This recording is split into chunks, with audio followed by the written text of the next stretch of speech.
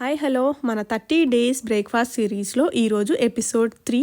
ఈరోజు వచ్చేసి ఆపం విత్ వెల్లుల్లి కారం. యాక్చువల్గా ఆపంకి కాంబినేషన్గా చికెన్ కర్రీ కానీ ఎగ్ కర్రీ కానీ అయినా బాగానే ఉంటుంది. సో చికెన్ కర్రీ ఆల్రెడీ నేను ఇంతకుముందు మీకు చూపించాను కాబట్టి నేను చికెన్ని సపరేట్గా మళ్ళీ ఇందులో చూపించట్లేదు. సో దీనికి కాంబినేషన్గా వెల్లుల్లి కారం కూడా బాగుంటుంది. సో నేను ఈరోజు అయితే అది చూపిస్తాను. సో ఈ లోపు మంతనాస్ మస్తీని ఎవరైనా సబ్స్క్రైబ్ చేసుకునే వాళ్ళు ఉంటే ఛానల్ని సబ్స్క్రైబ్ చేసుకోండి. అండ్ మీరు కూడా ఈ రెసిపీస్ని ట్రై చేయండి అండ్ టేస్ట్ ఎలా అనిపించిందో కామెంట్ చేయండి. ఇక మనం వీడియోలోకి వెళ్ళిపోదాం. ఫస్ట్ ఆపంకి మనకు కావాల్సింది బ్యాటర్ కదా. సో దానికి గాను బియ్యము మినిమం 4 hours నానబెట్టుకుంటే సరిపోతుంది. సో నేనైతే కొంచెం ఎక్కువే నానబెడతాను, ఎందుకంటే నైట్ టైంలో నానబెడతాను కాబట్టి. అండ్ మన దగ్గర ఏదైతే పచ్చి కొబ్బరి ఉంటుందో ఆ కొబ్బరిని కూడా ఇలా ముక్కలు చేసుకొని గ్రైండ్ చేసుకోవాలి. దీనికి బ్యాక్ సైడ్ అయితే బ్లాక్ కలర్ ఉంటుందో అది తీసేయాలన్నమాట. సో నేను బియ్యం కూడా వాష్ చేసేసుకున్నాను గ్రైండ్ చేయడానికి. అండ్ ఈ రెండు కూడా మిక్స్ చేసి గ్రైండ్ చేయకూడదండి. కొబ్బరి అండ్ బియ్యం సపరేట్గానే గ్రైండ్ చేసుకోవాలి. సో ఇదిగోండి నేనైతే కొబ్బరి గ్రైండ్ చేసేసాను అండ్ బియ్యం కూడా ఇలా గ్రైండ్ చేసేసుకోవాలి. అండ్ గ్రైండ్ అయిన తర్వాత దాంట్లో ఒకసారి మనం చెయ్యి పెట్టి ఏదైనా పలుకులు అంటే బియ్యం పలుకులు టచ్ అవుతున్నాయో లేదో చెక్ చేసుకోవాలన్నమాట. చాలా స్మూత్గా ఉండాలన్నమాట బ్యాటర్.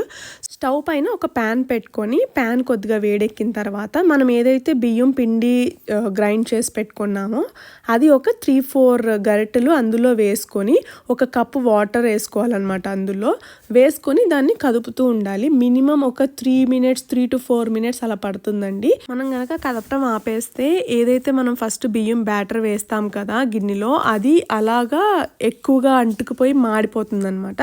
సో అందుకని ఇలాగా కదుపుతూ ఉండాలి. సో ఇలా ఒక 3 to 4 minutes బాగా కలిసిన తర్వాత చూసారు కదా ఇంత థిక్ పేస్ట్ లాగా అవుతుందన్నమాట.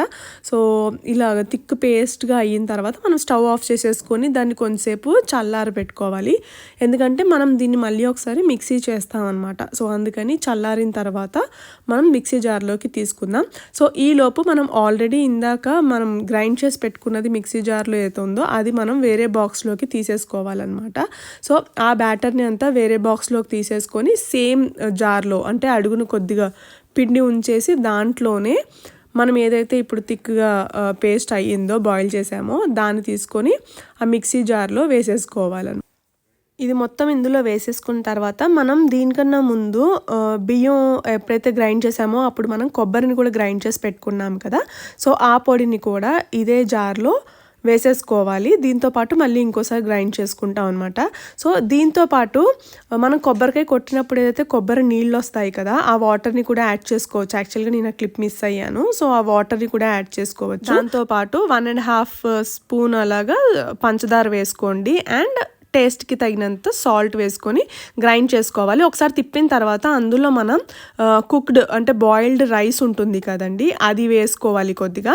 ఇన్ కేస్ రైస్ అవైలబుల్ లేనప్పుడు మన దగ్గర అటుకులు ఉంటాయి కదా, అటుకుల్ని కొంచెం ఒక 5 minutes అలా నానబెట్టి అటుకులన్నా మిక్స్ చేసుకోవచ్చు. సో దట్ ఏంటంటే మనకి అది ఆపం వేసినప్పుడు గోల్డెన్ బ్రౌన్ కలర్ అలా వచ్చి క్రిస్పీనెస్ వస్తుంది అనమాట. అలా మనం రైస్ అండ్ అటుకులు నార్మల్ దోశ బ్యాటర్లో కూడా వేసుకోవచ్చు కావాలంటే. అంతే అండి. ఈ బ్యాటర్ని బాగా మిక్స్ చేసి ఒక సైడ్కి పెట్టేయాలి. 12 to 18 hours అయితే బాగా ఫర్మెంట్ అవుతుంది. సో నెక్స్ట్ నేను మీకు దీంట్లోకి వెల్లుల్లి కారం ఎలా చేశానో చూపిస్తాను. సో ఉల్లిపాయ ముక్కలు ఒక మిక్సీ జార్లో వేసుకుని అండ్ వెల్లుల్లిపాయలు కూడా మన ఇష్టం, అంటే ఆ ఫ్లేవర్ బాగుంటుంది మా ఇంట్లో నచ్చుతుంది కాబట్టి నేను ఎక్కువ వేస్తున్నాను. సో అంత ఫ్లేవర్ నచ్చదు అనుకున్న వాళ్ళు కొద్దిగా తగ్గించుకోవచ్చు. అండ్ ఎండుమిర్చి నాకు మిక్సీ జార్లో సరిగ్గా నలుగుతుందో లేదో అని చెప్పి నేను కొద్దిసేపు హాట్ వాటర్లో వేసాను అనమాట. సో అలాగా మనం ఎంత స్పైస్ అయితే తింటామో దానికి తగ్గట్టు ఎండుమిర్చి వేసి అందులో సాల్ట్ అంటే టేస్ట్కి తగినంత సాల్ట్ వేసుకొని దాన్ని గ్రైండ్ చేసుకోవటమే. ఇది గ్రైండ్ చేసినప్పుడు మరీ పేస్ట్ లాగా చేయకూడదండి. కొంచెం కచ్చా పిచ్చా అంటారు కదా, లైక్ తగులుతూ ఉండాలన్నమాట ఇలా పీసెస్ కింద. సో ఇదిగోండి ఇలా చేసుకుంటే సరిపోతుంది. సో దీంతో మనం వెల్లుల్లి కారం రెడీ. కావాలంటే పోపు పెట్టుకోవచ్చు. అండ్ మనకి ఆపంకి సపరేట్ ప్యాన్స్ ఉంటాయి కదా, సో దాంట్లో సెంటర్లో మనం ఏమైతే బ్యాటర్ రెడీ చేసుకుని ఫర్మెంట్ చేసి పెట్టుకున్నామో దాన్ని వేసి ఇలాగా జస్ట్ తిప్పితే సరిపోతుంది అనమాట. ఇంకా ఆపం అనేది ఎప్పుడూ కూడా లో ఫ్లేమ్లోనే చేసుకోవాలి. అలా అయితేనే మనకి చాలా బాగుంటుంది టేస్ట్. ఎందుకంటే ఇది సెకండ్ సైడ్ మనం కాల్చము కదా, సో వన్ సైడ్ ఇలా బాగా క్రిస్పీనెస్ వచ్చిన తర్వాత ఆటోమేటిక్గా అదే విడిపోతుంది ప్యానం నుంచి. అండ్ మనం దీంట్లో 1 drop ఆయిల్ కూడా వేయాల్సిన అవసరం లేదు. అంతే అండి. ఆపమ్స్ ఇలా వేస్తూ ఉంటే అలా కడుపులోకి వెళ్ళిపోతూ ఉంటాయి, కరిగిపోతూ ఉంటుంది.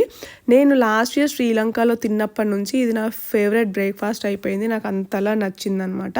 సో ఇలా కాకుండా మనం డిఫరెంట్ టైప్గా కూడా ట్రై చేయొచ్చు. ఇలా నార్మల్ ఎగ్ని కూడా వేసుకోవచ్చు. లేదు అనుకుంటే ఎగ్ని బీట్ చేసి మనం ఏదైతే వెల్లుల్లి కారం చేసుకున్నామో చట్నీ కింద యూస్ చేయడానికి అదే ఈ ఎగ్లోనే వేసి బీట్ చేసేసి కూడా ఆపం పైన వేసుకోవచ్చు. సో దానికి జస్ట్ ఇలా ఎగ్లో కొద్దిగా ఎగ్కి సరిపడి సాల్ట్ వేసుకొని ఇలా మనం ఒక స్పూన్ వేసి బీట్ చేసేసి ఏదైతే ఆపం మనం ఆల్రెడీ వేసి ఉంటుంది కదా పెనంలో, దాంట్లోనే ఇది కూడా వేసి ఇంకొకసారి రౌండ్గా రొటేట్ చేస్తే సరిపోతుంది అనమాట. సో ఇలా మనం ఆపం ఎన్ని టైప్స్గానే వేసుకోవచ్చు, అది మన ఇష్టం. కాకపోతే ఇలా ఎగ్ బీట్ చేసింది అయితే ఆపంని సెకండ్ సైడ్ ఒకసారి తిప్పాలన్నమాట. లేకపోతే మనకి ఎగ్ అనేది పూర్తిగా బాయిల్ అవ్వదు. ఎందుకంటే అది కొద్దిగా అంటే మిడిల్లో కొంచెం థిక్గా ఉంటుంది కదా. సో అందుకని ఇలా ఎగ్ది వేస్తే మాత్రం దాన్ని సెకండ్ సైడ్ బాయిల్ చేసుకోవాలి. సో అదండి ఫైనల్గా మన ఆపం అండ్ వెల్లుల్లి కారం రెసిపీ. సో మీరైతే ట్రై చేయండి, డెఫినెట్గా నచ్చుతుంది మీకు. సో ఫైనల్గా నేనైతే ఫస్ట్ నార్మల్ ఆపం టేస్ట్ చూసేసాను కదా, ఇప్పుడు నేను ఎగ్ ఆపం టేస్ట్ చూస్తున్నాను మళ్ళీ ఇంకోసారి. సో ఇంకెందుకు లేట్, మీరు కూడా ట్రై చేయండి, టేస్ట్ ఎలా ఉందో కామెంట్ చేయండి. అండ్ ఎపిసోడ్ 4 కోసం వెయిట్ చేయండి. Thank you.